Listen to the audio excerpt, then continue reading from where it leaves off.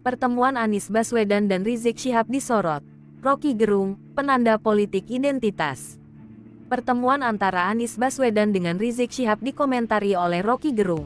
Disampaikan dalam tayangan YouTube Rocky Gerung.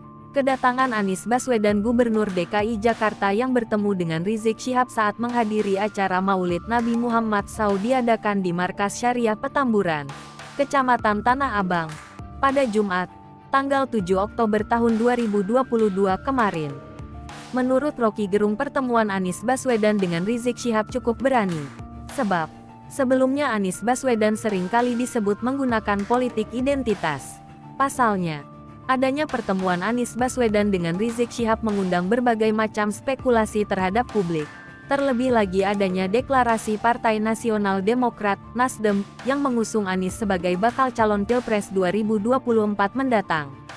Menurut Rocky Gerung, Anies Baswedan mengetahui akan dirinya sendiri yang jadi pusat perhatian publik. Dalam tayangan Rocky Gerung, ia juga mengomentari bahwa adanya istana yang menginginkan Anies Baswedan dijebak dalam kolam identitas. Namun Anies hadir sendiri dan publik tentu merasa hal ini bukan politik identitas. Rocky Gerung dan lawan diskusinya Hersubeno Arif juga menyinggung aktivitas Anies Baswedan, yang disampaikan bahwa sebelum menghadiri Maulid Nabi, Anies bertemu dengan sejumlah tokoh-tokoh penting. Berawal dari Hersubeno Arif yang menyampaikan pertemuan Anies tersebut dalam rangkaian pamitan. Menanggapi hal itu, Rocky Gerung mengatakan bahwa selalu terdapat momentum, karena menurut Rocky Gerung, Anies Baswedan merasa dirinya sudah kuat dan dengan percaya diri mendatangi tokoh-tokoh.